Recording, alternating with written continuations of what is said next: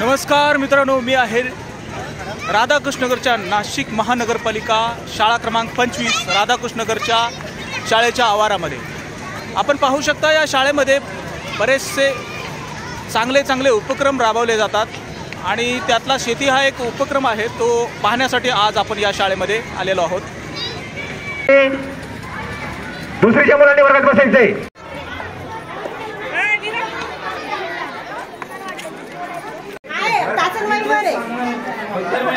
की 25 नंबरची शाळा आहे।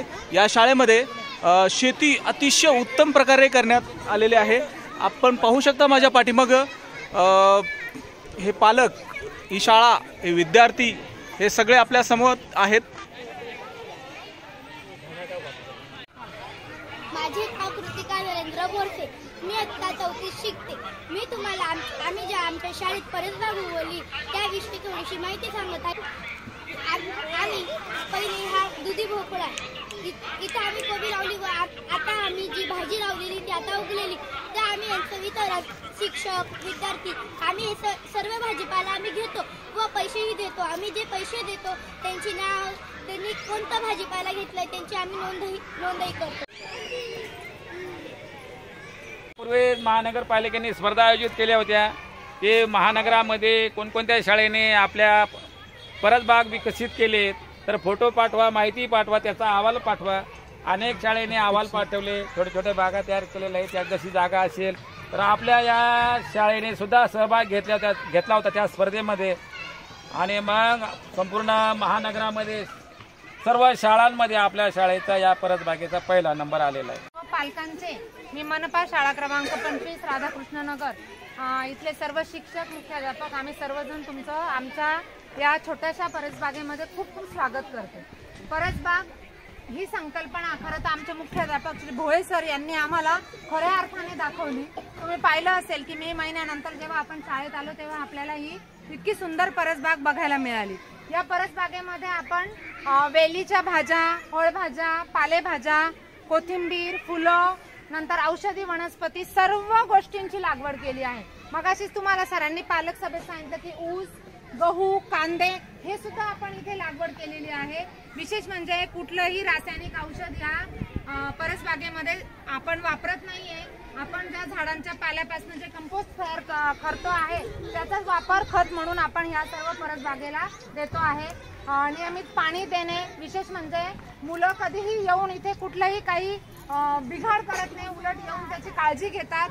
सगळ्यांनी ह्या परसबागेसाठी खूप कष्ट केलेले आहे आणि त्यामुळे ह्या शाळेच्या प्रांगणामध्ये आपली ही अतिशय सुंदर अशी परसबाग फुललेली आहे। तुम्ही सगळ्यांनी सर्व भाजी, वेली वगैरे सर्व बघायचे आणि बघायचे की आपल्या घरामध्ये, स्वयंपाकघरामध्ये लागणारी प्रत्येक वस्तू या परसबागेमध्ये तुम्हाला दिसणार आहे। अगदी कढीपत्ता, आलं, बटाटे वगैरे सगळ्या गोष्टी, सगळ्या भाज्या या परसबागेमध्ये आहे।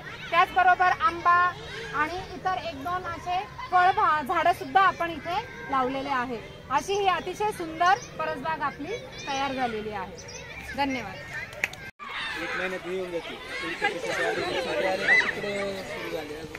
आणि हे पण आहे का? माझे नाव सुनीला यतीन पाटील। माझी मुलगी मनपा शाळा क्रमांक 25 इथे इयत्ता 5वी मध्ये शिकतीये। एक 8वीला आहे। देवेनी यतीन पाटील आणि अमृता यतीन पाटील।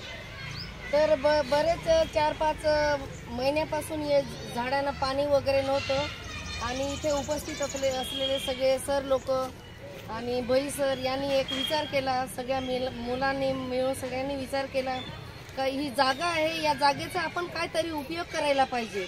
त्याच्यासाठी सगळ्यांनी मिळून भाजीपाला वगैरे लावला आणि जे मुलांना जे भाजीपाला येते, काही मुलांच्या आईवडिलांना माहिती नाही किंवा आपल्याला सुद्धा माहिती नाही, पोरांना माहिती नाही, ते आज इथे भाजीपाला आपण जो आपल्याला जो आज रोजचा आपण आहार घेतो तो कोणता आहे तो सुद्धा पोरांना माहिती नाही। पोरं फक्त जेवायचं म्हणून जेवता, मम्मीने काय दिलं ते त्यांना माहिती आहे। आज भोपळा दिला, वांगे दिले, जे दिले ते पोरं खात आहे, पण त्यांना माहित नाही ते लावलेले कसं आहे, कशामुळे निर्माण होता, काय म्हणून टाकतात, ते पोरांना माहीत नसतं। त्याच्यामुळे या शाळेत येऊन एवढा भाजीपाला लावलेला आहे का प्रत्येक भाजीपाला असा कोणताच भाजीपाला इथे नाही आहे असं.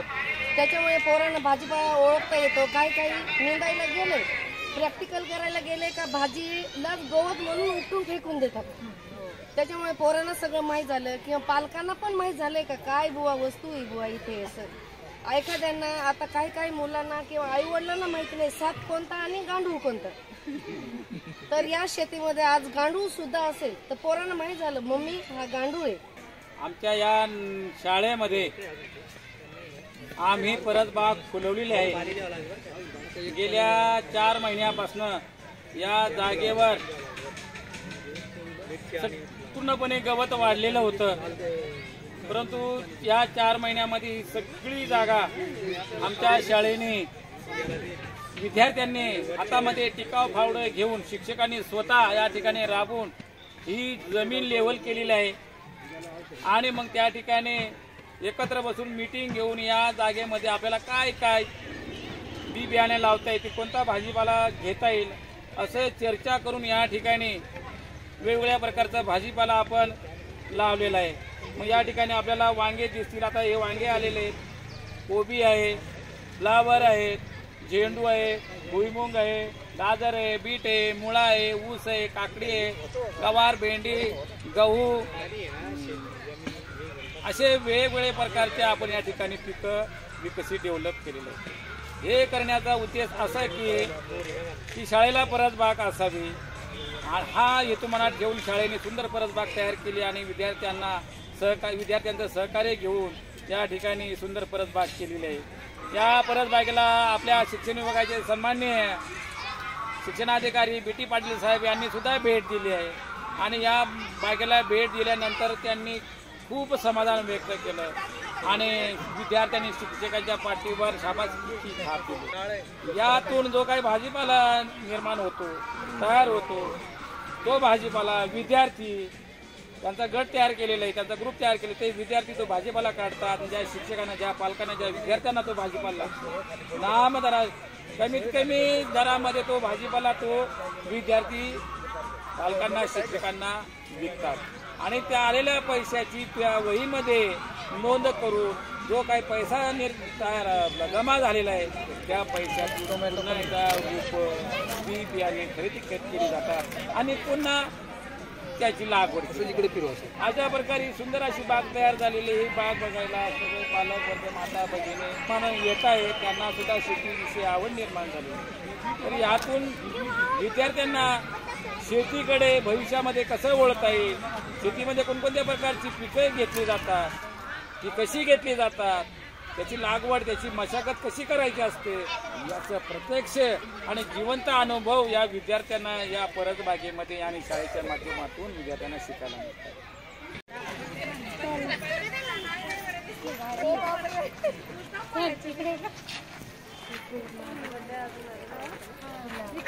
मिळतात.